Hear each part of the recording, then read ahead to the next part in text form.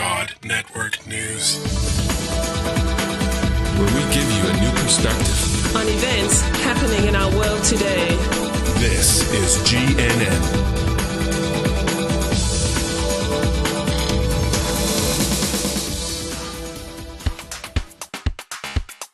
This is God Network News, episode 32. Welcome, GNN fans, to another episode of God Network News, the podcast that tells you what God's doing around the world. Not what CNN tells you, but what GNN tells you is going on in the world. If you're tired of listening to all of that crisis network news and you want to hear what God's doing, well, give us a listen.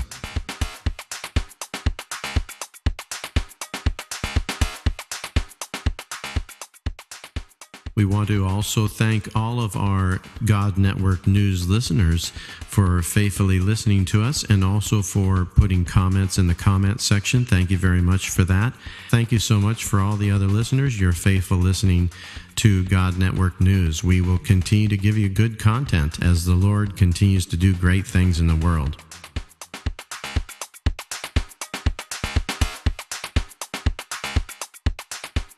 In this episode of God Network News, we're going to be listening to a story about a headhunter. Yes, that's right, a headhunter that comes to Christ. You can listen to the story to hear how many heads he actually acquired in his career as a headhunter. But it's quite an exciting story about how he comes into contact with Jesus in a very supernatural way and what God does in his life to transform him and use him to reach others for Christ.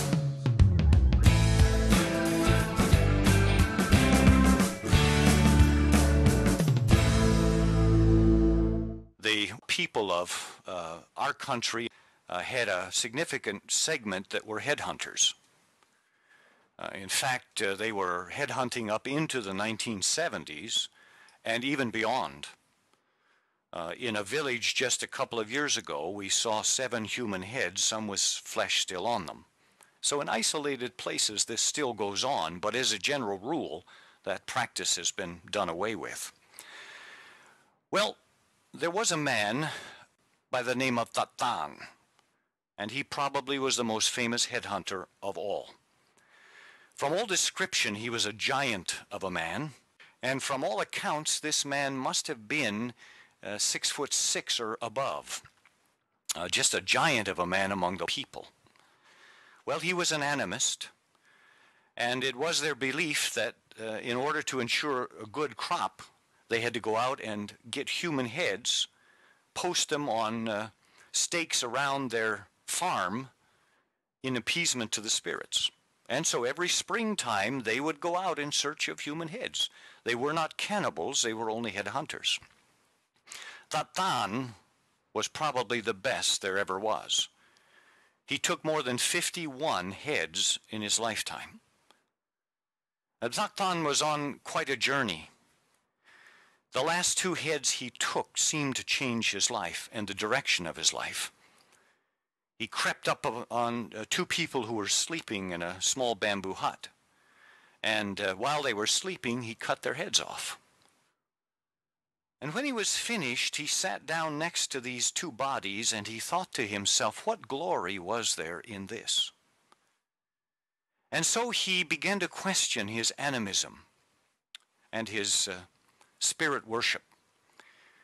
And he actually moved from that kind of animism to a milder form of animism that didn't require the headhunting, but he found no peace in that either. A few years later, he encountered some Buddhist people who told him about the Buddha and the meditation, and so he converted to Buddhism. But he found that it didn't satisfy his heart either, and he could not rid himself of the guilt of the 51 humans that he had killed during his lifetime. By and by, God sent along a man, a pastor, who began to share the gospel with him. And Tatan said, when I heard this message of a God who loved me and a God who would forgive me for all that I had ever done, I knew that this was the true message. And I became a follower of Jesus. So his journey was a long journey from one kind of animism and headhunting to another kind of animism to Buddhism and finally to Christianity. The last 20 years of his life, he lived as a farmer and evangelist, sharing the gospel with his people throughout the mountains of that particular area. It is said when he was baptized, he felt his guilt was so much that when they immersed him, he stayed under for nearly 2 minutes, thinking that maybe this would ensure that his sin would be washed away. And when he came up with great joy that God had forgiven him for all that he had done. His story stands out among all of the stories of the headhunters as probably one of the most significant. And when he was dying, he called his children together and he said to them, "Don't you worry about me. Don't you worry about me. I know where I'm going. You just make sure you follow me."